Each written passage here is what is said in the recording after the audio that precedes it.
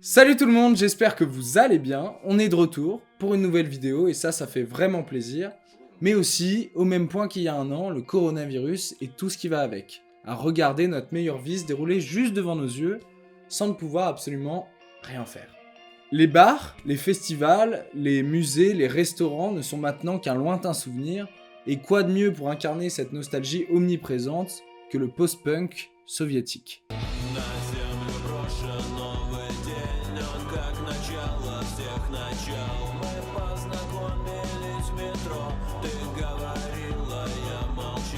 On parlait de la city pop dans la dernière vidéo, qui était la bande-son des japonais fortunés des années 80. Eh bien, le post-punk soviétique a été pour moi la bande-son de 2020, et ce n'est pas prêt de s'arrêter. En effet, en écoutant du post-punk soviétique, ce qui nous vient en premier à l'esprit, c'est à quel point ce genre musical parvient à nous transporter dans son univers froid et mélancolique. Avant de parler directement du post-punk soviétique et de pourquoi on aime ça, un petit rappel s'impose. Le post-punk est un mouvement musical apparu, vous l'aurez deviné, en écho au mouvement punk. Et pour parler du post-punk, je pense qu'il est essentiel d'aborder le mouvement punk. Certes, il faudrait plus d'une vidéo pour en parler, mais aujourd'hui je vais essayer de vous le résumer en moins d'une minute. Le punk rock apparaît... Il me manque quelque chose, attendez, je reviens. Maintenant que je suis mieux habillé pour vous parler du punk rock, c'est un mouvement qui apparaît dans les années 70. Mais oui, il me manquait ça. Voilà qui est beaucoup mieux. Comme je le disais, le punk rock apparaît au milieu des années 70 et est associé au mouvement punk dans son ensemble, qui exprime une rage, une rébellion, une posture de refus vis-à-vis des codes préétablis. C'est véritablement entre 1974 et 1976 que le punk rock va se développer, notamment aux États-Unis et en Angleterre. Des groupes comme les Sex Pistols, les Ramones ou bien encore The Clash sont considérés comme les principaux représentants du mouvement. Ces groupes s'opposent à l'institutionnalisation du rock du milieu des années 70 et à l'autorité en général. La musique punk est rapide, brutale, les chansons sont courtes et évoquent souvent un message nihiliste ou politique. Le punk devient très rapidement un mouvement culturel majeur et la philosophie No Future inspire et fédère. Le punk rock prend fin quelques années plus tard, à la fin des années 70, enfin c'est pas vraiment qu'il prend fin, je me corrige, c'est plutôt qu'il va petit à petit se diffuser, s'incorporer dans d'autres styles musicaux. Cependant, le mouvement punk perdure, étant devenu bien plus qu'un mouvement musical, c'est maintenant une philosophie.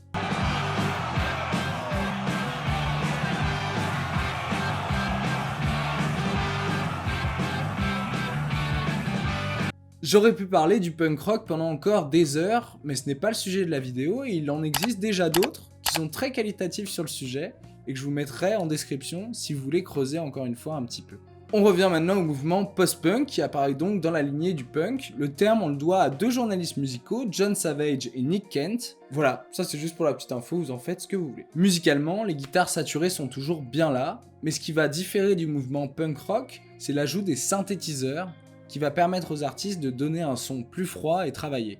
Cette appétence pour les synthétiseurs, oui j'ai dit le mot appétence, elle va créer une certaine ambiguïté entre les artistes post-punk et new wave, et il est communément admis que des groupes qualifiés de post-punk à la fin des années 70 ont été ensuite qualifiés de new wave dans les années 80. Si je devais apporter une différence entre le post-punk et la new wave, alors encore une fois je ne suis ni expert musical ni spécialiste de ce mouvement, mais pour moi la new wave tendrait plus vers les sonorités pop, tandis que le post-punk se dirigerait plutôt vers le rock, en tout cas vers ses racines rock. Représenté par des groupes emblématiques comme Siouxsie and the Banshees, The Fall, Devo, Joy Division, Public Image Limited, il se différencie de ses origines punk rock par son goût pour l'expérimentation musicale et l'introspection.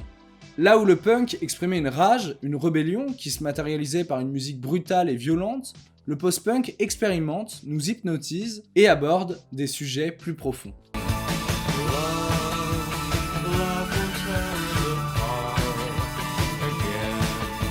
Revenons maintenant à l'Union soviétique. They ask you how you are, you just have to say that you're fine when you're not really fine, but you just can't get into it because they would never understand.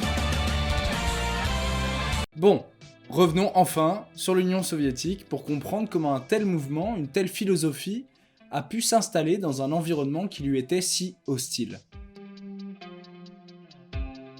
Comme vous pouvez vous en douter, les débuts du punk en Union soviétique ont été plutôt timides. C'est assez drôle quand on y pense aujourd'hui, mais ce sont les médias russes eux-mêmes qui ont fait découvrir le mouvement punk aux jeunes soviétiques, par l'intermédiaire de la radio et la télé. Alors ce n'était évidemment pas pour en faire la promotion, mais plus pour se moquer de leur style vestimentaire. Mais évidemment, quand des jeunes habitants d'un territoire aussi fermé que l'URSS de l'époque se retrouvent face à des images de punk à Londres en 77, avec leur style vestimentaire si singulier, leur désir de liberté à tout prix, je pense qu'on peut s'imaginer le choc que ça doit être.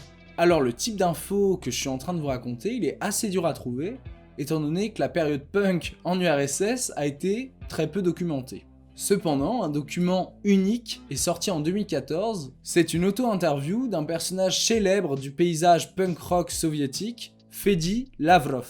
Je tiens à m'excuser dès maintenant pour tous les noms russes que je vais écorcher dans cette vidéo.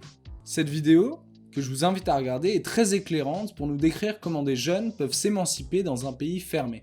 Être un jeune punk en URSS dans les années 80, c'est plutôt compliqué. En effet, si vous sortiez de chez vous avec les cheveux en pique, des vêtements faits main, vous pouviez être arrêté par la police pour ça. On vous demandait vos papiers d'identité, pourquoi vous étiez habillé comme ça, et si vous aviez bu. Alors là, les choses se compliquaient un petit peu étant donné que vous étiez emmené directement au poste de police. Vous étiez alors photographié, ces petites photos, ils les mettaient dans un dossier où il y avait aussi des enregistrements dans lesquels vous expliquiez pourquoi vous agissiez ainsi. Si vous vous définissiez vous-même comme punk, alors là, vous pouviez avoir de très gros problèmes. C'est pourquoi les jeunes se cachaient, se surnommaient beatniks et porter la crête n'était possible que sous la capuche. Quand ces jeunes se rendaient à des fêtes, ils portaient de longs manteaux, des vestes disproportionnées pour cacher les vêtements faits main juste en dessous. Si la musique est ensuite arrivée en Russie, c'est par l'intermédiaire de colporteurs, des gens qui voyageaient à l'étranger et qui ramenaient des vinyles venus de l'Ouest. Évidemment, c'est devenu un business rentable très rapidement, les disques coûtaient une fortune, mais les jeunes punks dont je vous parlais juste avant, ne pouvaient pas se les acheter et utilisaient donc des enregistreurs cassettes. C'est alors que des groupes se sont petit à petit formés, reprenant les morceaux punk d'Angleterre ou des États-Unis, mais cette fois en russe, n'ayant que très peu de compétences en langue étrangère. Mais la grosse différence qu'il y avait entre les punks de l'Ouest et ceux de l'Est, c'est que ces derniers ne pouvaient absolument pas donner de concerts. Le gouvernement ne voyait pas du tout d'un bon œil le mouvement punk, car associé à des mouvements anarchistes ou anti-soviétiques. La plupart de ces groupes punk qui venaient de s'être formés ont été très rapidement contactés par le KGB et ils ont été obligés de signer des papiers stipulant qu'ils n'écriraient, ni chanteraient, ni joueraient plus aucune musique punk. Ces groupes sont donc contraints, s'ils veulent continuer d'exister, de s'orienter vers une esthétique rock plus lisse. La chute du mur de Berlin et par la suite la fin de l'URSS réouvrent les portes du genre, mais pas seulement, étant donné que cela va bouleverser l'ensemble de l'industrie musicale soviétique et le post-punk saura s'y faire une place de choix. Maintenant que vous êtes des véritables cracks de l'histoire du post-punk et particulièrement celui de l'Est, on va se demander comment ce genre musical a pu séduire de plus en plus d'auditeurs au cours de ces dernières années. Si le post-punk soviétique est devenu si populaire à partir de 2019, c'est en partie grâce à ce mec. Certains d'entre vous le connaissent, d'autres l'ont peut-être déjà aperçu. Quant à ceux qui n'ont absolument aucune idée de qui est cet énigmatique personnage, eh bien rassurez-vous, j'en avais absolument aucune idée aussi avant de me renseigner sur le sujet. Alors qui est-il? Quels sont ses rêves, ses peines, ses ambitions, ses joies? Et pourquoi est-il lié à l'histoire du post-punk soviétique? Eh bien, ce personnage aux traits simplistes, des poches sous les yeux et le regard vide, c'est le doomer. À l'instar du boomer, le doomer est le reflet d'une génération de jeunes adultes, souvent des hommes, déprimés et pessimistes vis-à-vis de leur avenir. Ce personnage est en fait un mème apparu sur le forum 4chan en 2018 et vient du terme doom qui peut signifier en anglais perte, ruine ou même condamnation. Comme vous pouvez vous en douter, le doomer ne croque pas la vie à pleines dents. Pour en rajouter une couche, le doomer est souvent personnifié comme alcoolique et toxicomane pour oublier la tristesse de son quotidien. Ce mème va rapidement acquérir une certaine popularité sur internet et malgré son côté caricatural, de plus en plus de personnes vont se reconnaître en lui. Et ce qui va rassembler cette communauté de doomers, c'est la musique, seul échappatoire à un quotidien monotone et torturé.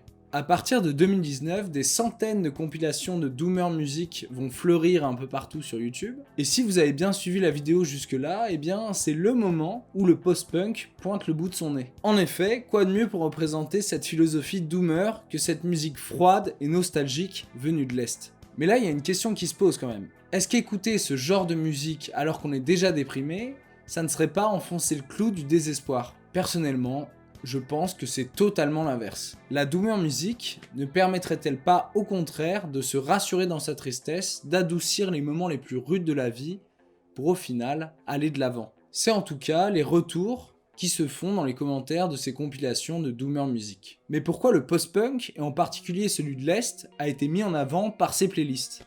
Musicalement, les mélodies lancinantes des guitares et l'atmosphère brumeuse qui se dégage de ces morceaux collent en effet bien plus à la philosophie Doomer que de la funk brésilienne par exemple.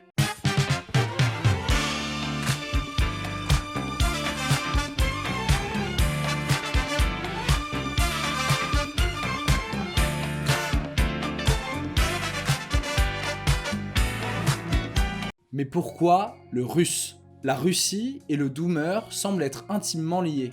En effet, le Doomer est souvent représenté comme un personnage se baladant tard le soir à travers des bars d'immeubles austères, et celle de l'ancienne URSS s'y prête plutôt bien. Pour les voix, sans rien y comprendre, le russe nous touche. C'est comme si par moments on le parlait.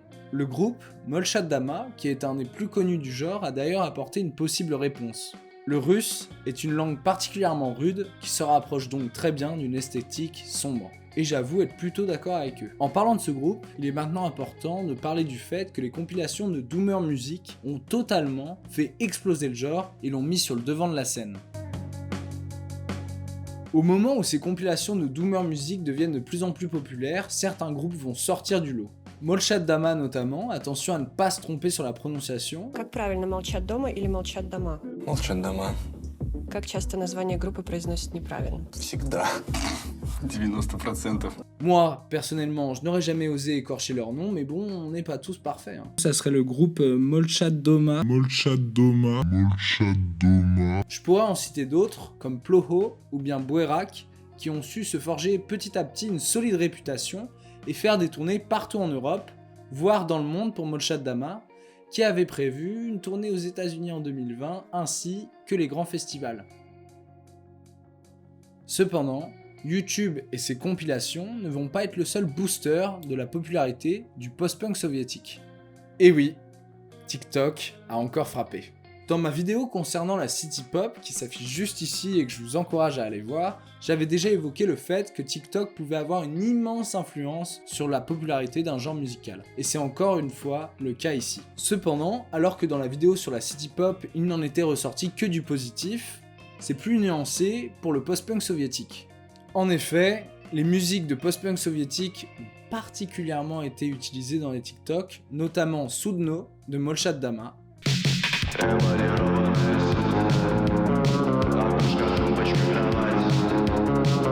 Mais ce qu'il faut savoir, et je pense que vous l'avez déjà senti dans ma vidéo, c'est que le post-punk soviétique est triste, et cela se transmet dans les paroles. Cette fameuse musique Sudno de Molchat Dama qui a tant été utilisée, est en fait le récit d'un homme qui a échoué en tentant de se suicider dans sa baignoire. Et à ce moment-là, c'est là que s'opère une véritable fracture entre les créateurs sur TikTok qui vont créer du contenu plutôt léger, dynamique, optimiste sur cette musique, et les gens qui en connaissent véritablement le sens et les paroles. C'est pour ça que ces TikTok ont été pas mal moqués, que ça soit sur Twitter ou alors en commentaire, étant donné l'énorme décalage qu'il y avait entre le contenu des vidéos et la signification de la musique. Assez parlé des sujets qui fâchent, les concerts et les festivals reprendront, enfin j'espère, et quand ce sera le cas, je pense que le post-punk russe mérite de continuer l'ascension qu'il a déjà eue. J'espère également que cette vidéo vous aura donné envie de découvrir ou de redécouvrir ce style musical. Comme à chaque fois, voici la petite liste de mes morceaux préférés. Dites-moi en commentaire quels sont les vôtres et dites-moi également quel sujet vous aimeriez voir sur la chaîne.